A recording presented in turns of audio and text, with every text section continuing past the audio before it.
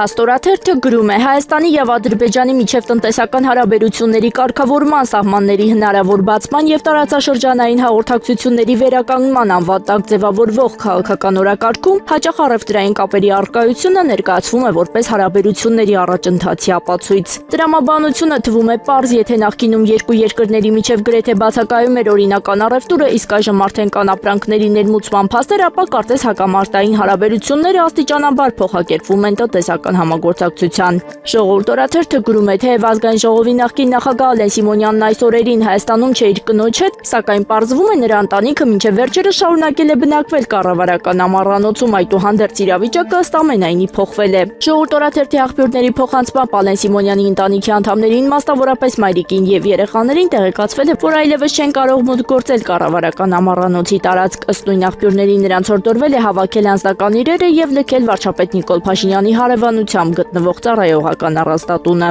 Հրապարակ օրաթերթը գրում է, խորհրդարանում նախօրեին քաղաքապայմանագիր խմբակցության անդրանիկ նիստ ներկայացել, որոշել են, թե որ պատգամավորը որ մշտական հանձնաժողովում պետք է աշխատի։ Ազգային ժողովի կանոնակարգ օրենքի համաձայն բոլոր պատգամավորները պետք է ընդգրկված լինեն հանձնաժողովների աշխատանքներին, բացառությամբ ղեկավար պաշտոն զբաղեցնողները։ Նիստը սակայն խոր հիասթափություն է առաջացրել իշխանական ֆրակցիայի հնաբնակների շրջանում, քանի որ առաջին մերձեցումից պարզ է դարձել, թե ովքեր են մանդատ վերցրել, ինչպես մեզ ասացին, թույլ ինտելեկտով քաղաքական զրոբագաժով շատերն անգամ մարդկային տարական շփումներում հաղորդակցության խնդիր ունեն։ Մեր աղբյուրի խոսքով իշխանական ֆրակցիան այնքան է դեգրադացվել, որ Դիցուկ Արպիդավոյանը նախընտրել է աշխատել պաշտպանության մշտական հանձնաժողովում, որն ազգային ժողովի առանցքային նշանակության հանձնաժողովներից է։ Իդեպ, ինչպես տեղեկացրել էինք վերջին օրերին, քաղաքացիական պայմանագրում բուռն քննարկումներ են, թե առաջնահերթ կարգով որ հանձնաժողովների ղեկավարումը վերցնեն իրենք եւ ինչ թողնեն ընդդիմությանը։ Ժողովուրդ օրաթերթը գրում է, ժողովուրդ օրաթերթի լավատեղյակ աղբյուրները փոխանցում են, որ ազգային ժողովի ընդդիմադիր ուժեղ Հայաստան խմբակցությունում դեռևս շարունակվում են քննարկումները, թե խորհրդարանի որ 3 մշտական հանձնաժողովների ղեկավարումն են պատրաստվում ստանձնել։ Մեր աղբյուրների տեղեկացմամբ այս պահին խմբակցության գլխավոր հարցը ազգային ժողովի փոխնախագահի պաշտոնում իրենց առաջադրած տեխնացուի